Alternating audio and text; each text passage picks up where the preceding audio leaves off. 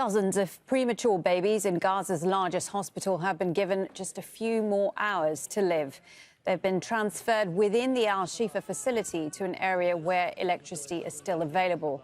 But they're not in incubators because oxygen supplies have run out. All hospitals in Gaza City are out of service, only able to offer basic first aid. The two largest are surrounded by Israeli forces and have been repeatedly attacked. Let's get the very latest with Hani Mahmoud, who is live for us in Khan Younis on the southern part of the Gaza Strip. Hani, good to see you. There have been more overnight strikes on the north and the south of the Gaza Strip. Can you bring us up to date?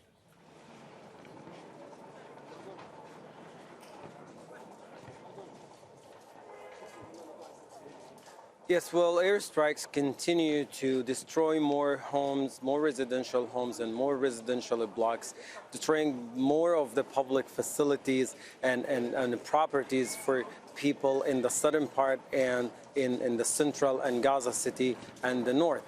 Just overnight strikes targeted the city of Khan Younis, the eastern line of city Khan Younis, killing more than 10 people and destroying more of residential homes. The worst of those airstrikes of early evening hours of yesterday was in Jabalia refugee camp near a very populated, densely populated neighborhood that houses an intramural center, a sports center for the community right there. Was completely destroyed, and the vicinity of the area was also destroyed and severely damaged, killing 31 people right away, right after the airstrike. With so many people are still under the rubbles in Gaza City and around the vicinity of Al-Ahli Baptist Hospital. A fire belt was created in that area, destroying much of the infrastructure and all the roads leading to the hospital, and leaving the hospital in a complete blackout. At its solar panel and solar power system was completely destroyed, and the hospital it was already running on a very low capacity in terms of the services it provided, in terms of the power capacity it has. But now, without those solar panel, the hospital has been reduced to less than 5% of its operations. But these whole things are happening while at the same time people are still stranded in Gaza, and more of them are coming to the southern part, but they're equally in danger, equally at risk of losing their life, as airstrike indiscriminately targeting every corner of the Gaza Strip, from the city of Beit Hanun in the north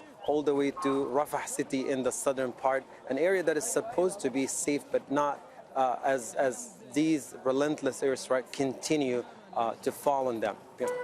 And Hani, can you tell us a bit more about the condition of the people who are in the south, those who have managed to evacuate from northern Gaza? We hear millions of people there displaced, living in tiny little camps, lack of water and food. How are they surviving?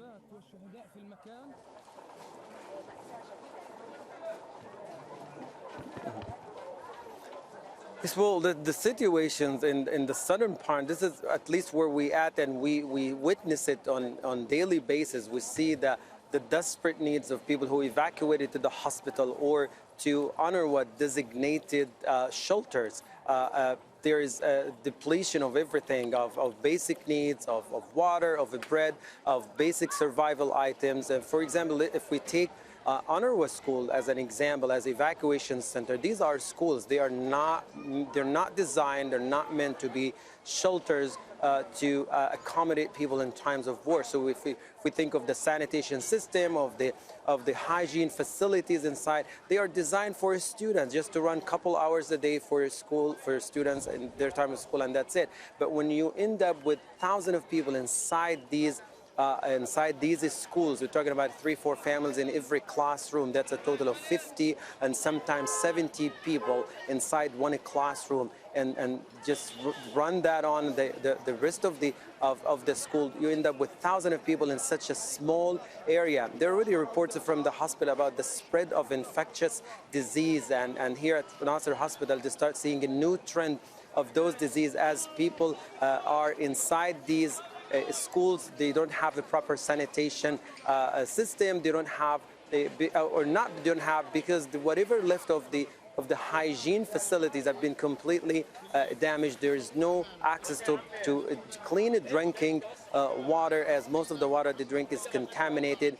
In addition, the shortage of medical supplies, and you get sick, you are likely to depends on your immune system, because there is no medicine available whatsoever. So the situations are very difficult, and now people are fighting at two fronts. It's just the war that is raging in Gaza in the north, and the airstrikes continue to pound him.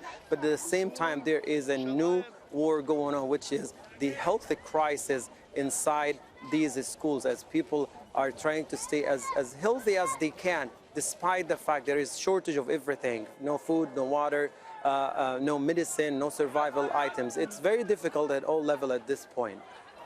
Thank you so much for that update. Hani Mahmoud reporting for us there from Khan Younis inside the Gaza Strip.